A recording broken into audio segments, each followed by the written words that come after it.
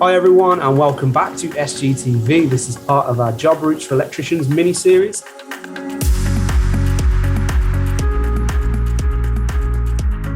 And today we are talking to Sam from eVolt Electrical, who is a domestic installer. So as we said with all of these videos, this is to give you guys and girls out there an idea of the various routes you can take as an electrician, whether that's domestic, commercial, industrial, agricultural, rail, loads. So we've been speaking to lots of different guests, so please make sure you keep an eye out for those videos. So anyway, Sam, thank you for joining us today. Thank you for having me. No, it's a pleasure. Yeah, it's a pleasure to have you on the show. You seem to, you've got more energy than me today. So yeah, well, it's a first for me. Yeah, no, I'm excited to be part of it, really. So yeah, no, thank you for having me on. No, it's a pleasure. So I think before we get into the ins and outs of sort of what it means to be a domestic installer, are you okay just sort of telling us a little bit about your background, your training, how you got to sort of where you are now, whether you're employed or self-employed, that kind of thing? Yeah, well, to summarise, I suppose, without going on, started when I was about 18. I did an apprenticeship course with a lovely company called Lauren Lloyd, who were mainly a commercial company.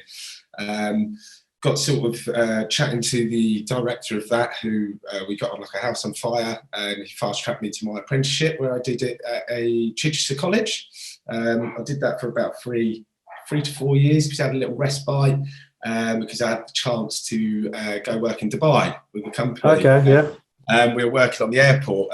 Great opportunity come up, and me being keen, raise your hand who wants to go, and I was about 21 at the time. I'm thinking, yeah, it sounds a bit of fun. Real hard work. Weather was incredibly hot. But yeah, no, done all that. So yeah, fully trained, done my apprenticeship, my AM2, before deciding to sort of take a step into the domestic sector, where I met my next boss, Andy. He took me on. We did a lot of work around sort of Brighton Hove, Sussex area, doing like HMOs for student lets. People's houses, kitchens, rewires, you name it, which was a massive difference, if I'm honest, from the commercial sector, whereas schools, hospitals, airports, all of that. Was it just a difference in environment, or actually the wiring side of things as well? It's a bit of both, really. I'd say the environment on a commercial site is very sort of heavy. Sorry, apologies. My dog's scratching at the door. No problem. Come on, mate. It's very... Goodbye. Sorry, let me start again. Yeah, so the commercial sector for me was very sort of male-dominated, definitely male-dominated. Me walking in as a young guy kind of felt a little bit, off-put by all of these sort of macho men. I think times have changed a little bit now. This was going back, 2008, so it's probably a lot different now. And the work was very, large scale, metal trunking and containment and things like that. Not really a fear of messing up, I think, on commercial. Whereas you go into domestic, you're on your own. You're working in Mrs. Smith's house, who's a little old lady, and you've got to start smashing holes in walls. And it starts making you think, you got to overthink everything. You got to forward think a lot more. The commercial, I think, was kind of like a large scale and lots of people to rely on. The domestic, you're on your own. Lots of people to blame as well. Yeah, well, that's it. Yeah, exactly. Yeah. So, I just, for some reason, I think domestic just suits me better. I really enjoyed it. I think I like the challenge, and I also like going to do some of these wacky houses. And we've had the pleasure of working some really cool sort of projects, and we've luckily got them with some really nice builders, and we get to just, talk our mind, suggest things, and the customers love it. And I quite like doing that sort of, taking a risk and sort of giving the customer something a little bit out there.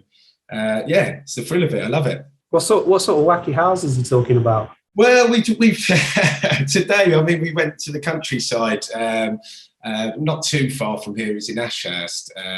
Lovely customers of ours that we've been working for some time, and they've got masses of land. Got private lake and polo field, and we've got a helicopter hangar, which you always need. But yeah, we've done quite a lot of stuff for them, suggesting like external lighting around fire pits and pergola lighting and different arrangements, and just smart kitchens, loads of LED track lights, and you know, plastering profile LEDs, etc. And just get a little bit more free reign on stuff, and it's been pretty cool. I've really enjoyed it, and I just didn't get that side with commercial. So for me, you know, I'm not saying it's for everyone. Some people are born to do commercial, some people domestic, but I just like the domestic side of things and dealing one-to-one with the client, which, as you can tell, I'm a bit of a chatter. No, but I'll tell you what sort of resonates is when you've got domestic customers, for example, and you've got that relationship with them, and if you're already on site with them, it's not. It's more upselling, isn't it? It's not saying, "Oh, while I'm here, do you want me to do that?" You know, you're offering a service, and they're either happy to take that or not. And if it gives you the chance to keep working in, you know, the kind of houses you like, the areas you like, then brilliant. It's a win-win, isn't it? It is, yeah. That's the main part I love about the job. I really like dealing with clients. I'm a people person. I like talking to the clients, and you know, I like it when someone gives me an idea and we can deliver it. And that job satisfaction I get from that makes me love my job. So I'm one of the lucky people who can actually say I love doing what I do. So which I'm quite thankful for. Yeah, no, that's good. I know you said that you got offered the chance to go into domestic, but was there anything before that was drawing you in that made you want to go into it, or was it more accidental? Yeah, that's a good question. I feel like forever, or through the whole course of me training, I was always seen instantly as, you know, the young person. So being 18 amongst 40, 50-year-old men who've been doing it since, you know, 3 years younger than I've started, you know. So it's kind of like me walking into an industry where you automatically, not necessarily like negative, but you were also seen as like, oh, you know, you're the young guy, you'll never make it, all sort of thing. And it kind of fueled me a little bit, and I kind of wanted to be this standout person, and I was really passionate about what I did, and I wanted to sort of be above certain people and sort of set myself goals. Being in sort of that industry at that time, might have just been the company I was with certain people, I was always felt to be just a number and sort of working under someone. And I think an opportunity arose to be like a trainee supervisor on a commercial site. And I had the chance, I believe it was Sussex University at the time when we were doing it, we had a lecture theatre, and my supervisor at the time, my foreman, was a fantastic guy called Alan, really nice guy, gave me the chance to kind of do it under him.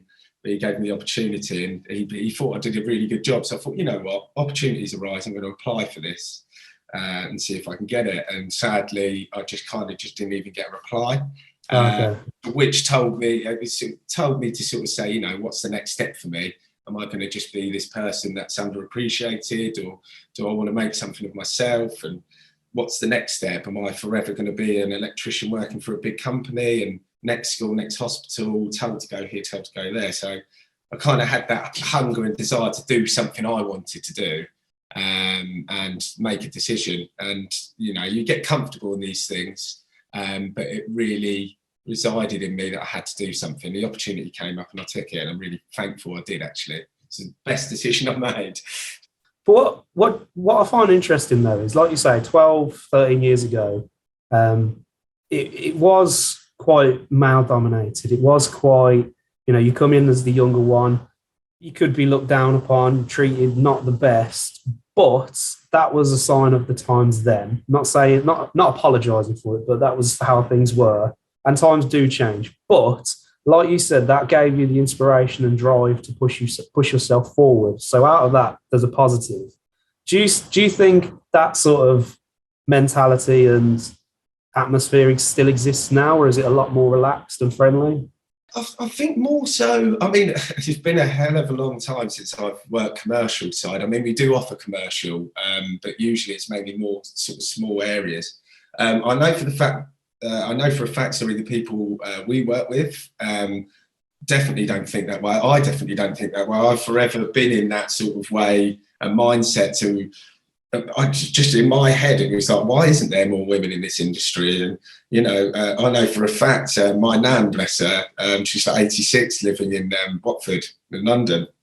I know for a fact she'd rather have a young lady come round to do her electrics, then me, for example, short hair, covered in tattoo. It's just that sort of, you know, people sort of associate things with, you know, sort of, there's a huge market for it, and I feel like the way the world's going, you know, just because you're a woman, just because you're a man, just because you're whatever, you know, whatever gender you define yourself as, doesn't stop you being whatever you want to be. Absolutely. So, and we've had some brilliant female sparks on our show. Oh yeah, incredible. I follow some on Instagram and stuff, and they're amazing. Like, absolute hats off to them. They're fantastic. So what they be? And it's not just commercial. They're, you know, I've seen them working in domestic, you know, various of the other avenues.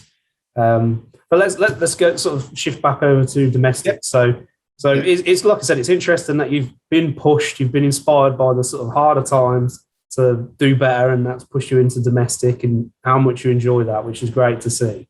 But what's the main sort of things you're doing on a day-to-day basis? I know you said about sort of some of the outdoor lighting for fire pits and things like that, but I mean, walk us through a sort of typical day for you, if there is such a day. Well, at the minute, I'm sure everyone would agree with me. A typical day is sort of mayhem, because I'm pretty sure. Well, I hope everyone's the same. It is chaos. Everyone wants work at the minute. A lot of people not going on holidays. Obviously, with the whole coronavirus thing, people spending money on houses. If I was to go, sort of a typical day would be maybe. I usually start off my morning surveying a job, or a small job, if there is such a thing. For example, I might come home, someone might say, oh, I've got a small issue that needs sorting, can you get there? Sort of allow myself half an hour to sort something like that out in the morning, should I need it. If not, I'll go to my job, which will usually be, you know, disconnection of an existing kitchen to be ripped out ready for a new one, same for a bathroom, disconnection of an old rear extension that's going to be ripped down, made way for a new one. Could be first fixing, so we could be getting some cables, containment in, some boxes ready to go. Or the best part of it, second fixing, which we have been doing today, second fixing a rear extension for kitchen, dining room, open plan lounge and a utility area, which we thankfully got done just in time for me to be here today. So yeah, it went really well today. You know, sometimes it can overlap, but at the end of the day, we set ourselves a goal, try to achieve it unless it's unrealistic. So that's that. Yeah. What is it you like so much about second fix? I just, you know, it goes through a lot of stages where drilling out walls and putting in massive chases and running a chasing tool, and you just get covered as thick with dust, brick dust, and it's never nice, is it? It's never nice. No, it leaves that weird taste in your mouth as well. Yeah, doesn't it? exactly that. And, you know, we all should wear face masks and stuff, and, you know, we do some of the time, but, you know, it's just, you come home and you're covered in it. And lofts are the worst one, I must admit. That's something I never get used to. And me being the younger of the two of our company, I'm always the one crawling through them. So second fix, you don't really necessarily have to do that. It's nice clean work, and it's also the final part of it. I'm quite proud of our work and everything, so I always host an array of our jobs and stuff on our Instagram. So it's always really nice to sort of finish a job, take nice photos. It's like a sense of pride. And also the customer comes in and they get excited because their room, it finishes a room. You know, you could have it all painted, you could have the floor laid down and everything like that. But when you've got cables hanging out left, right and centre, no lights, no power, it just finishes it off nicely. And that's the nice part of the job. That's the best part, definitely. I've always said this, and I've said it on other episodes. I think when you see, you know, whether you're in other parts of the trade, different trades or whatever, when you see a finished product that you've built and installed working and functional, I think there's something very satisfactory about that. Yeah. You know, whether it's building a wall, putting in a gas central heating system or whatever it is, you know, I think there's always that, I've done that, you know. Yeah. Well, that's it. Exactly. And it works, which is always a bonus. Exactly that. You know, that's one thing that always makes me laugh. I was saying this to my business partner the other day. It's like, you know, you've done it properly. Everything's all done by the regs. It's all going to work. And for some reason, even when you flick that switch to turn on a light, you get that sense of like, yes. Sad, I know, but it's just the child in me, I suppose. But, yeah. So is most of your work indoors or outdoors? Is it a good variant? we usually have a saying is when it's raining, it's garden work, and when it's summer, we're in a loft. And it tends to be that way. I'd say we get quite a good mixture, quite a good blend of sort of outdoor, indoor work. I think with the new sort of technologies coming out and different lighting arrays that these manufacturers are coming out with, a lot more people are putting in nice lighting arrangements in their garden. I, for one, have just done the same on my decking, where I've put some LED strips amongst the decking, and I must admit it was a bit of a trial and error because I'd never really done it with the decking before. But again, it's something that I can now recommend and show people. But yeah, I'd say we get quite a good mixture, mainly indoors, I'd say, mainly through builders and stuff for kitchens, extensions, etc. But yeah, it's all dependent on what the customer wants at the end of the day. But yeah, we offer it all. So where do you get most of your customers from? Are you mainly working subcontracted from builders, or is it just, you know, Mrs. Smith wanting her fuse board or something like that? It's always comes in sort of different ways, I suppose. We could have a couple of months with loads of people calling us up for recommendations from social media. I think social media is a huge platform, actually, for gaining clients.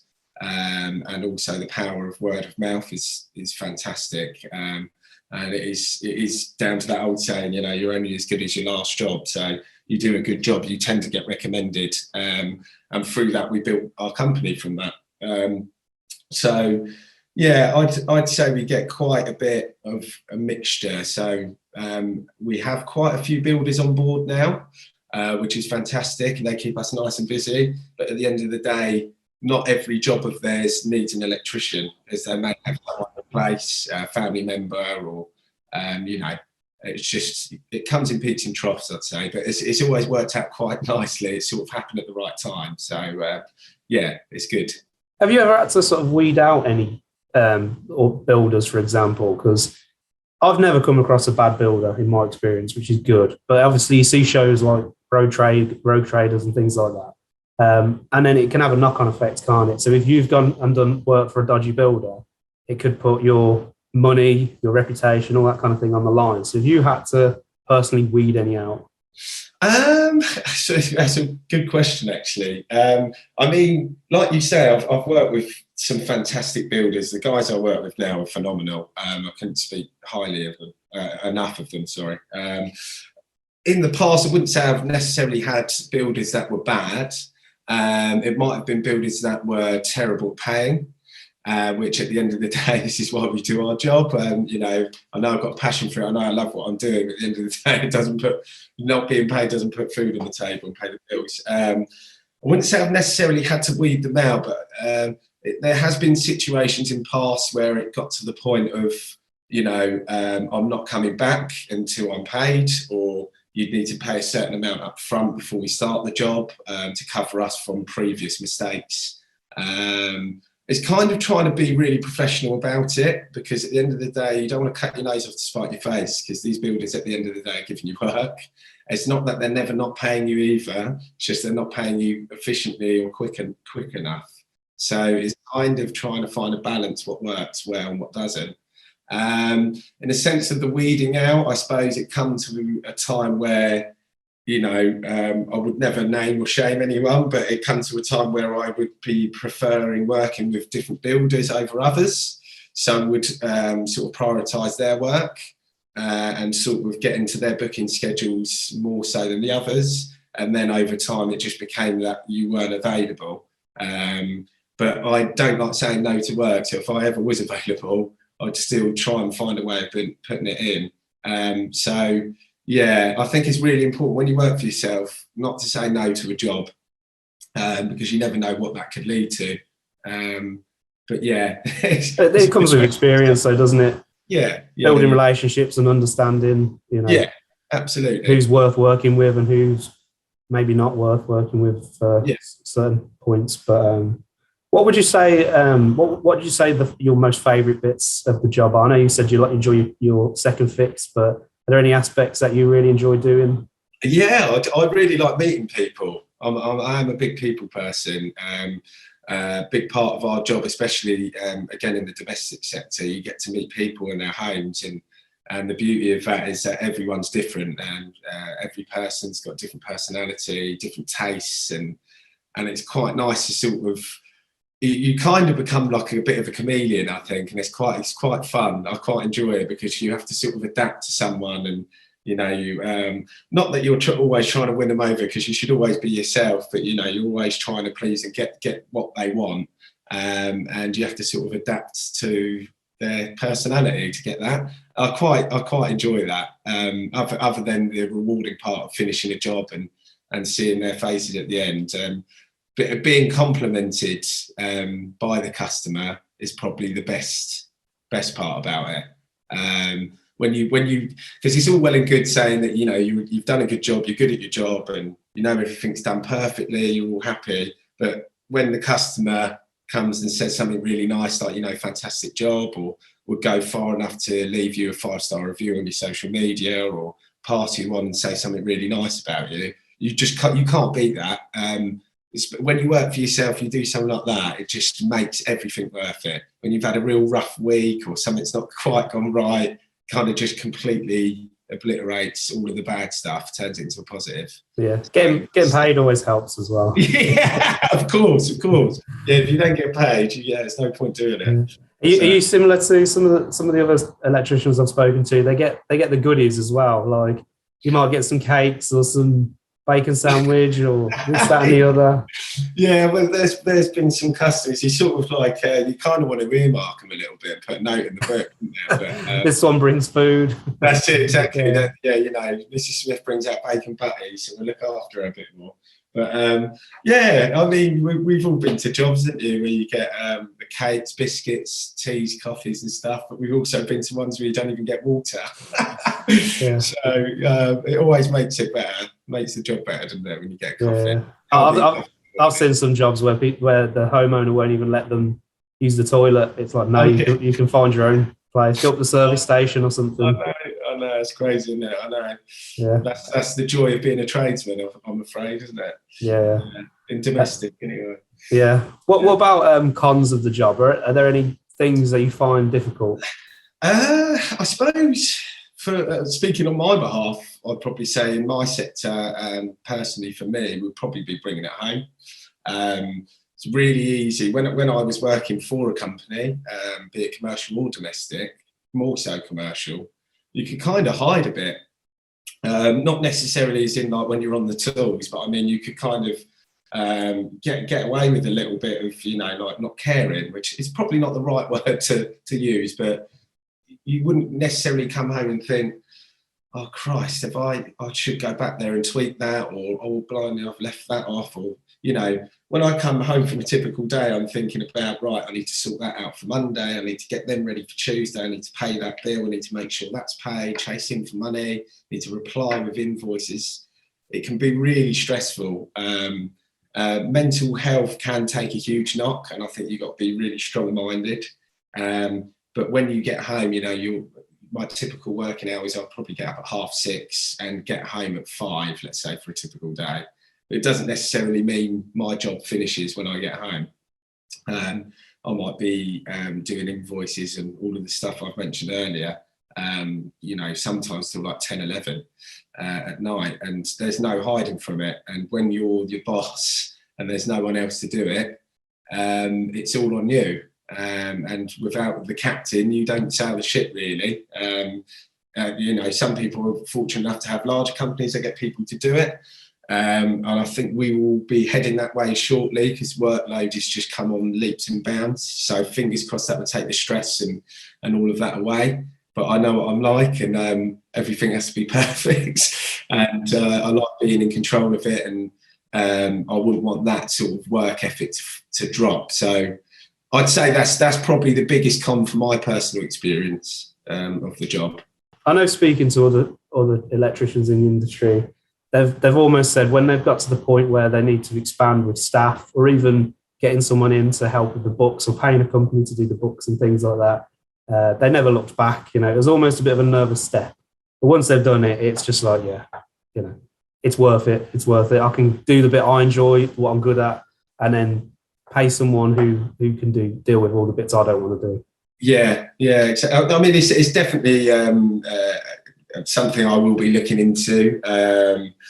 I mean, we've got accountants and things like that, but with all the nitty gritty bits, like you say, you know, at the end of the day, I like being on the tools, and I feel I will always be on the tools. As long as my body holds out, I'll be on the tools. That's the part of the job I like. I like dealing with the customers and stuff. So I think you're right. You know, it is a nervous step taking it, but it's something you just you got to investigate, I suppose, and find out.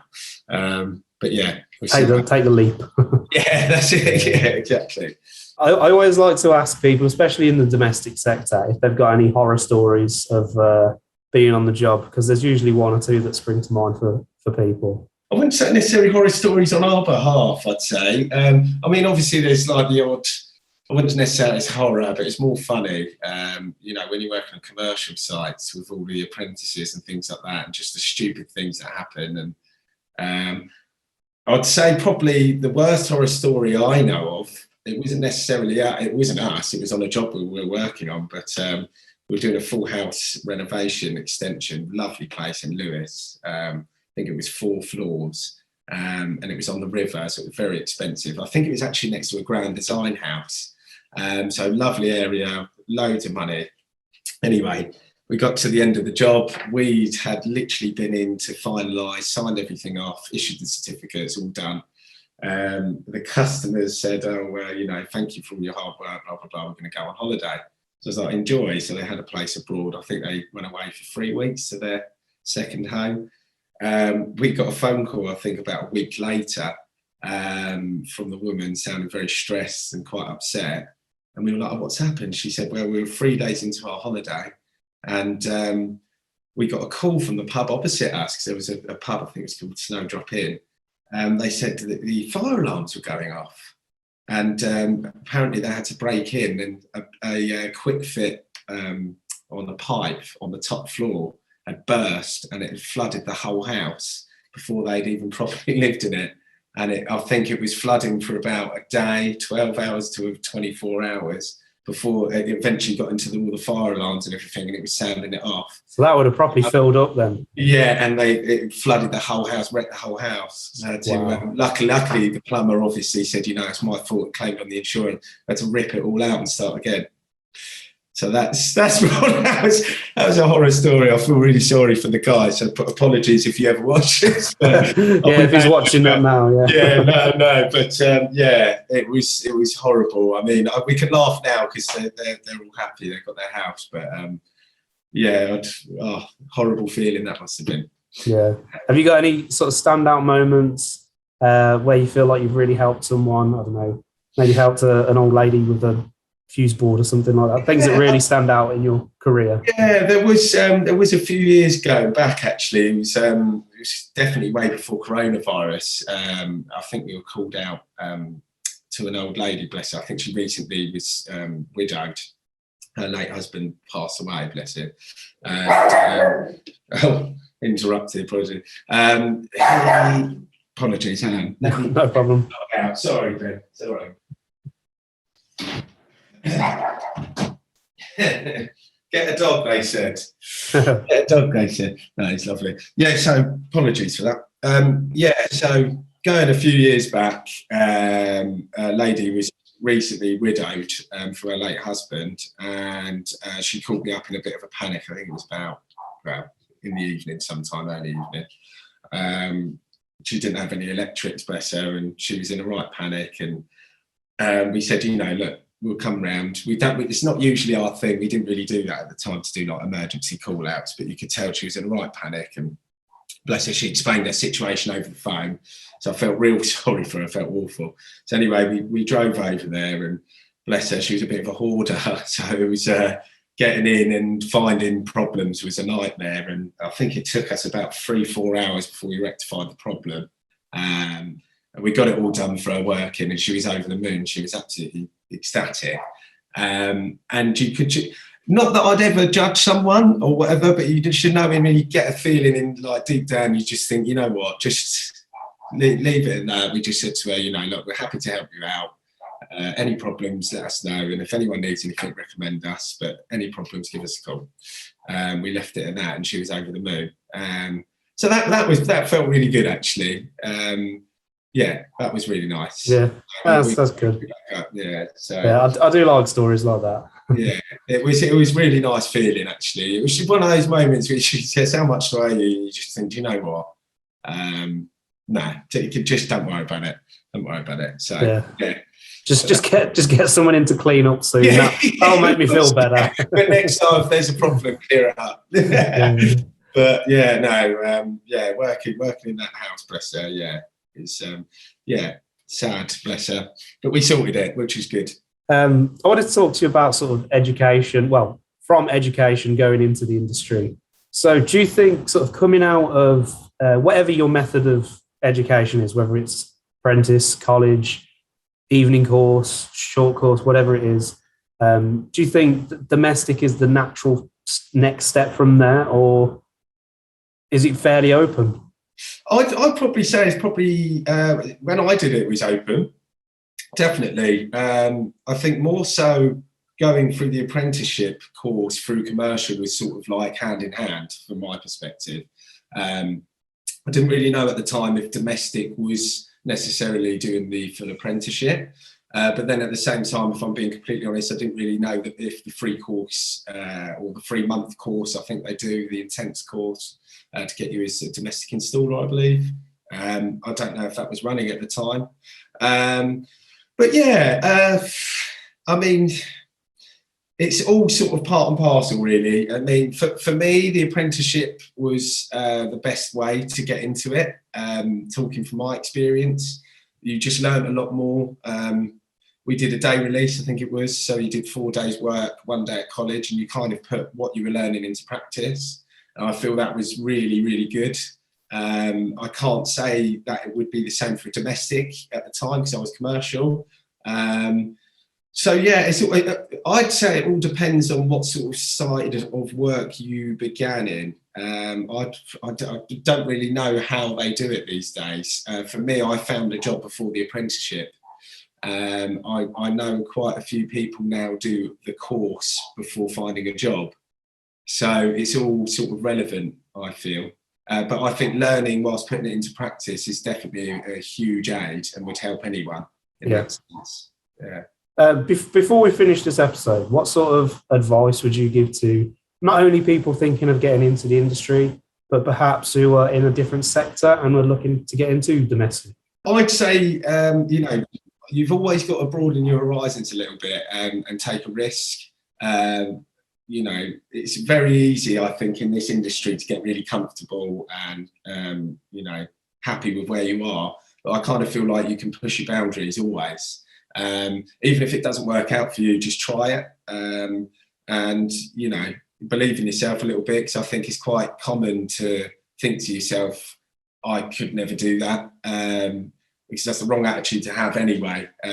But you can train yourself to just, be more positive and attack things. And I always think that anyone can do anything you put your mind to it. But yeah, I recommend to everyone, if you enjoy doing what you do in your sector and you can honestly say that you get up and work's not work, then I wouldn't try doing anything else, because at the end of the day, if that's work for you and you enjoy it, then I wouldn't even bother.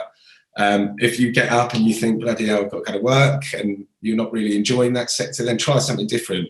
Because I can tell you now, when I was a commercial electrician, I used to wake up and sometimes feel to myself, am I doing the right thing? Do I want to do this? And I can honestly say now, there's not a day that I wake up and I'm regretting anything. And I honestly, hand on heart, love what I do.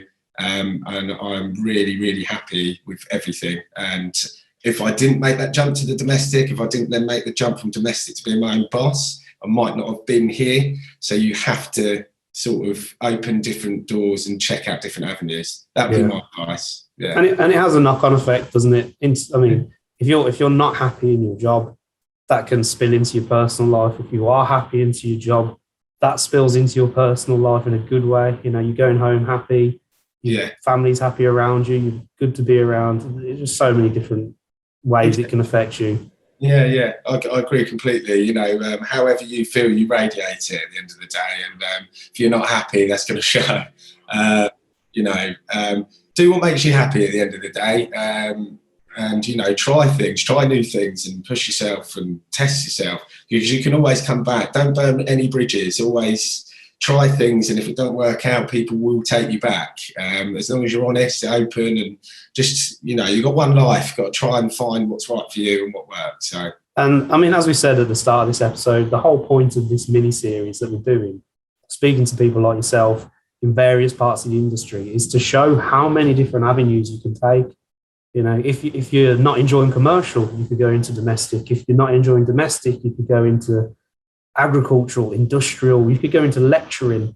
You could go into working in a wholesaler, because wholesalers look for people with industry expertise.